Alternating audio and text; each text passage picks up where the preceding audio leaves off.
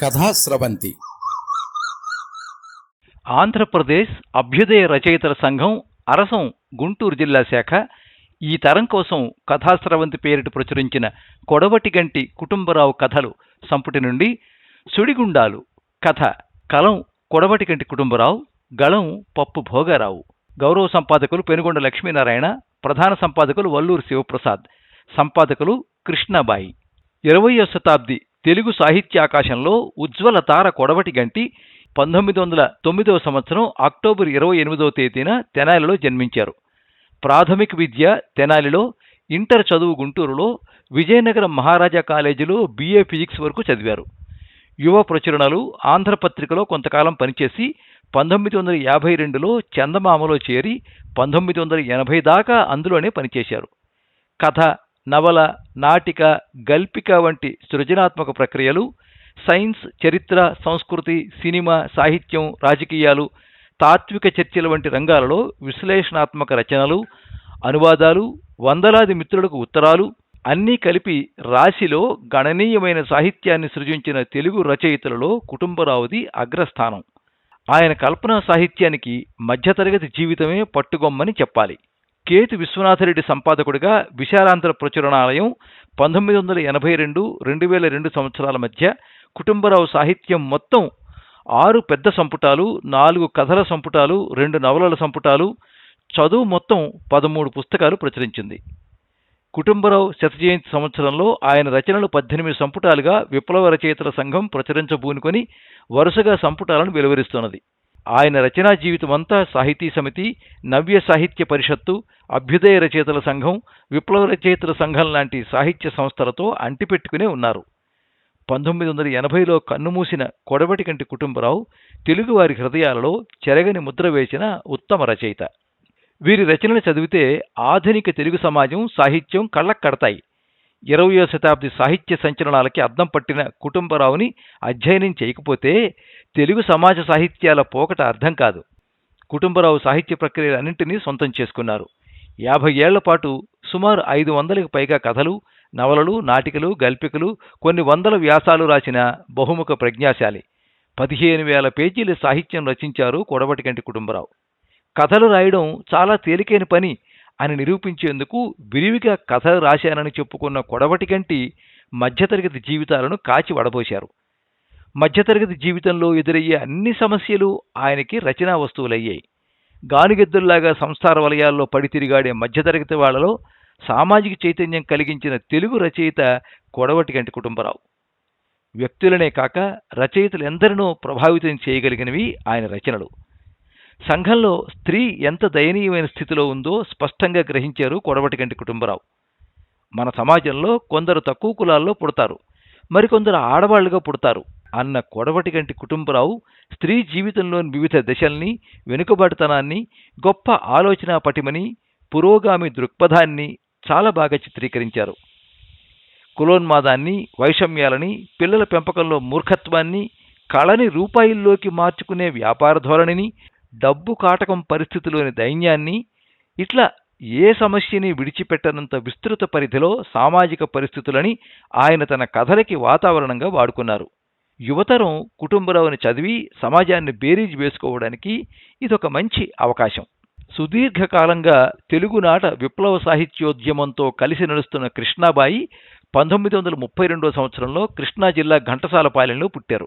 చిన్నతనం నుంచి వామపక్ష ఉద్యమ ప్రభావంతో ప్రేరణ పొందిన ఆమె 1970లో ఖమ్మంలో జరిగిన తొలి విరసం సభలలో పాల్గొన్నారు. తర్వాత కాలంలో విరసం కార్యవర్గ సభ్యురాలిగా, కార్యదర్శిగా పనిచేశారు. శ్రీశ్రీ, రావిశాస్త్రి, కాళీపట్నం రామారావు, కాళోజీ, గొట్టిపాటి వెంకట సుబ్బయ్య, సంజీవదేవ్, బిఎన్ రెడ్డి, భూషణం, కొండపల్లి సీతారామయ్య, సత్యమూర్తి వంటి నక్సల్బరీ తరంలోని రాజకీయ, సాంస్కృతిక రంగాల యోధులతో కృష్ణాబాయికి సాహితీ బంధుత్వం ఉంది. చెరసాని ప్రసాద్తో కలిసి శ్రీశ్రీ సాహిత్య సర్వస్వం 20 సంపుటాలు, కొడవటిగంటి కుటుంబరావు సాహిత్య సంపుటాల సర్వస్వం 19 సంపుటాలు తీసుకురావటంలో వీరు చేసిన కృషి అనన్య సామాన్యం. ఇటీవల సాహిత్య సమాలోచన వ్యాస సంపుటి వెలువరించారు. ఇక వినండి సుడిగుండాలు కథ.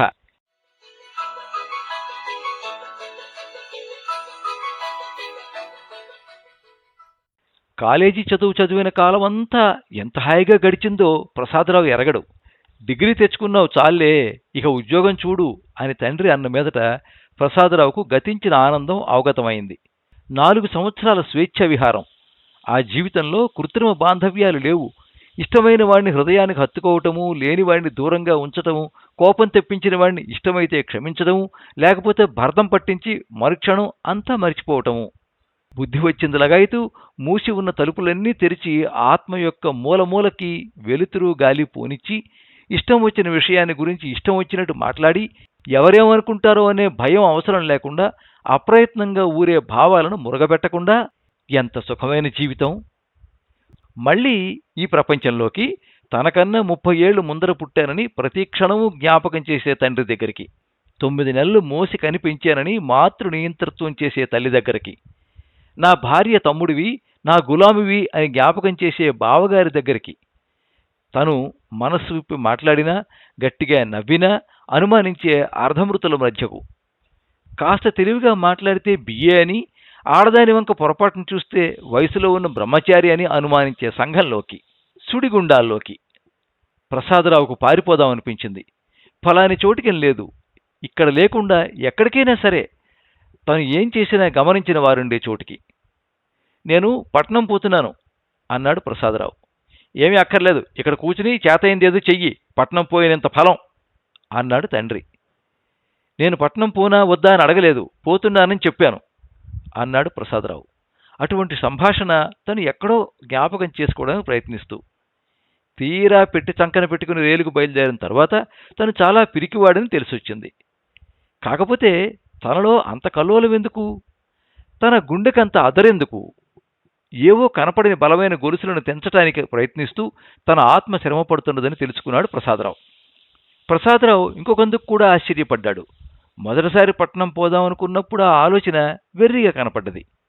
పట్నంలో ఎక్కడ దిగాలి, ఏం చెయ్యాలి, ఎవరిని కలుసుకోవాలి, అక్కడ ఎంతకాలం ఉండగలుగుతాడు?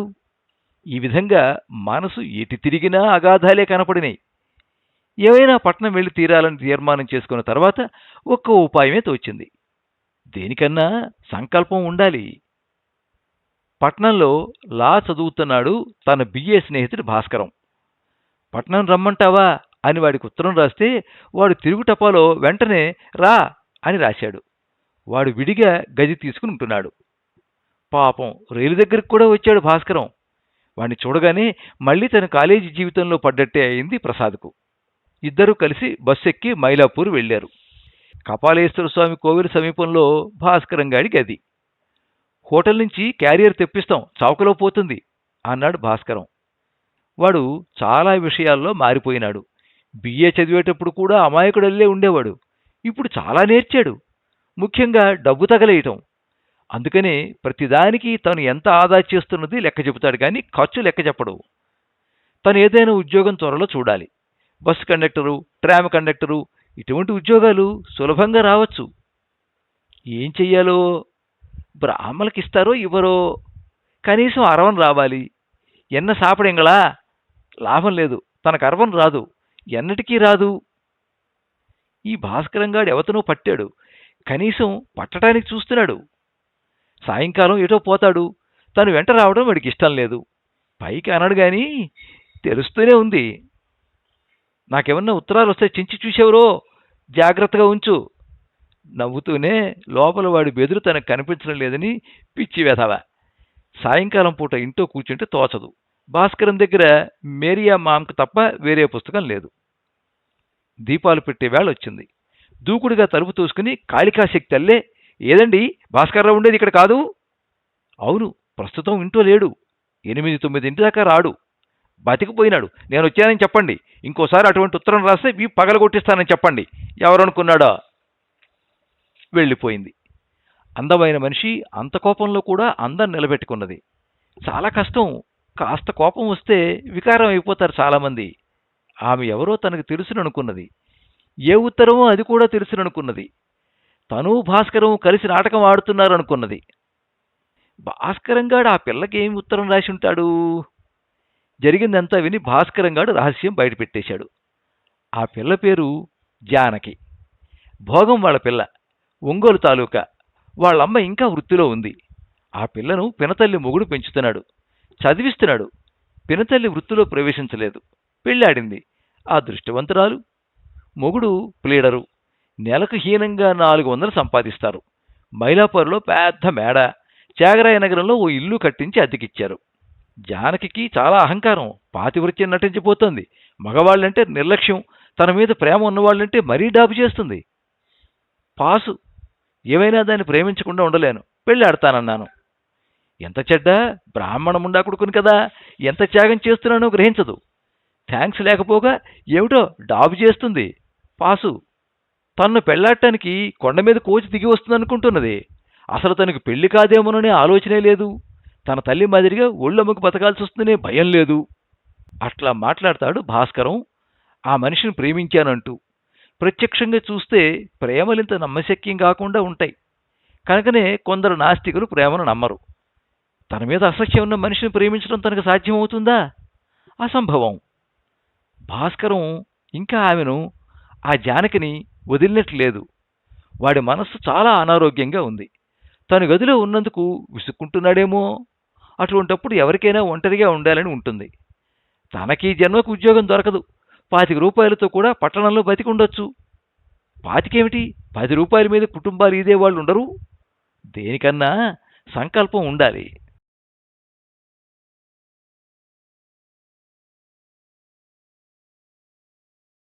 చెప్పకుండా చెందకుండా భాస్కరంగాడు ఎంత సాహసానికి ఒడిగెట్టాడు.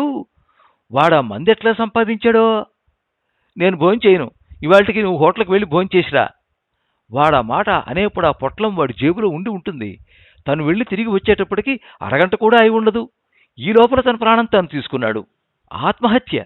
తమలో ఏదో ప్రయోజకత్వం ఉందని ఇంకే విధంగానూ చూపలేనప్పుడు ఆత్మహత్య చేసుకుంటారేమో. ఒక్క పావు గంటలో చుట్టుపక్కలంతా ఎంత అలరి, జనం ఎట్లా మూగారు. అంతమందిలోనూ తనను గమనించేవాడు లేడు. ఇదే అపరాధ పరిశోధన నవలలో అయితే ఆ హత్య తనకు చుట్టుకుని ఉండునేమో. మోటివ్, ఇద్దరూ కలిసి జానకి అనే భోగం పిల్లను ప్రేమించారు, పోట్లాడుకున్నారు. అందులో ప్రసాదం అనేవాడు భాస్కరానికి, తనకు ఆశ్రయమిచ్చిన భాస్కరానికి మందు పెట్టి చంపేశాడు. తాను హత్య చేయలేదని నిరూపించడానికి పత్తేదారు అరబంధం వస్తాడు. నోట్లో చుట్ట పొగాకు వాసన.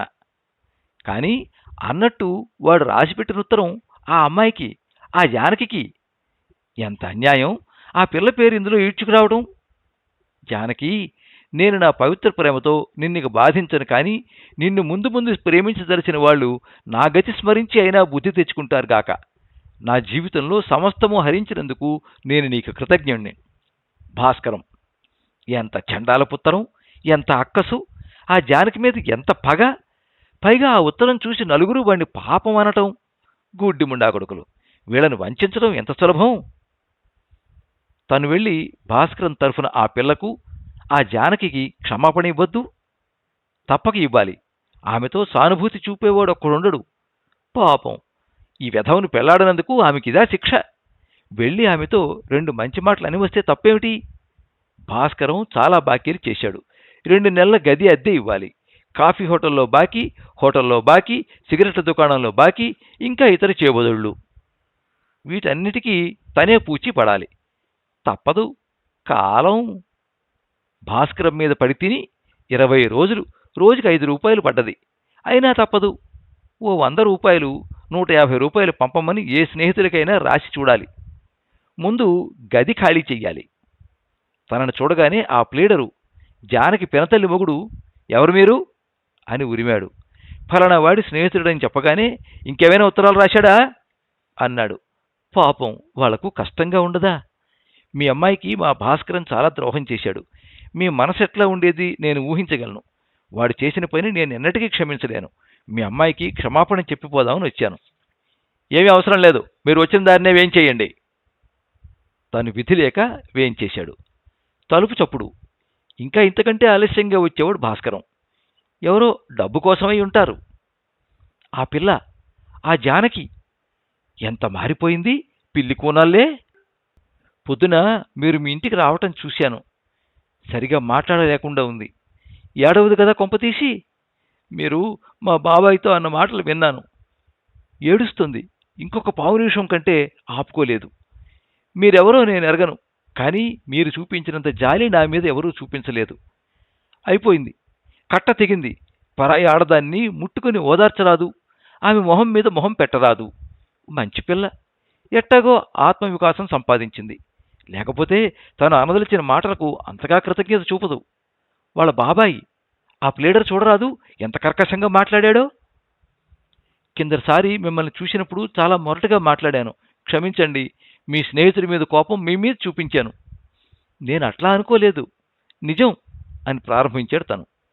మీ మీద కాకపోతే మీ ఎదుట చూపాను, అది కూడా తప్పే. కాదంటే బాధపడుతుంది, మాట్లాడినేస్తే సరి. చిత్రం, ఈ జానకి తన మనసులో ఉన్నది చెప్పగలదు, మాట్లాడగలదు. అందరూ అట్లా మాట్లాడలేరు. అధమం తనకు దొరికే భార్య మూగదవుతుంది.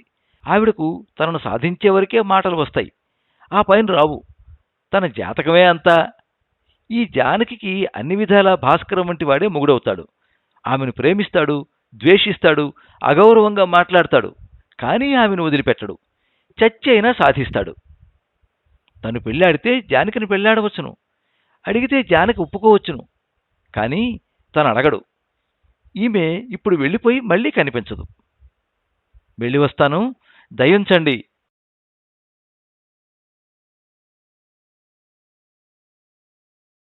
ప్రసాదరావు లేచి వెళ్లి తలుపు తీశాడు.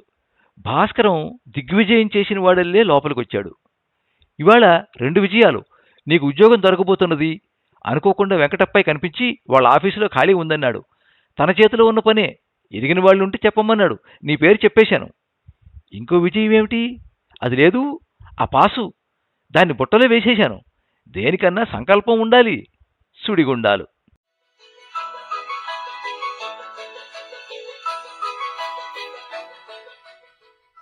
మీరింతవరకు సుడిగుండాలు కథ విన్నారు. రచన కొడవటిగంటి కుటుంబరావు. వినిపించిన వారు పప్పు భోగారావు. ఈ కథ మే 1947 సంవత్సరంలో ప్రచురించిన మొండివాడు కథల సంపుటిలో చోటు చేసుకుంది. ఈ తరం కోసం కథాస్రవంతి కొడవటిగంటి కుటుంబరావు కథలు సంపుటిలో పునర్ముద్రించబడింది. ఈ కథ మీద మీ అమూల్యమైన అభిప్రాయాన్ని కింద కామెంట్ బాక్స్లో రాయండి. ఈ వీడియోని లైక్ చేయండి, మీ మిత్రులందరికీ షేర్ చేయండి. ఇలాంటి మరిన్ని మంచి కథలు వినిపించడానికి ఈ ఛానల్ని సబ్స్క్రైబ్ చేసుకోండి. పక్కనే ఉండే బెల్ ఐకాన్ని క్లిక్ చేస్తే ఇలా అప్లోడ్ చేసే వీడియోల వివరాలన్నీ కూడా మీకు ఎప్పటికప్పుడు నోటిఫికేషన్ ద్వారా తెలుస్తాయి. ఎప్పుడు మీ అభిమానాన్ని కోరుకునే పప్పు భోగారావు. సర్వే జనాః సుఖినో భవంతు. కథాస్రవంతి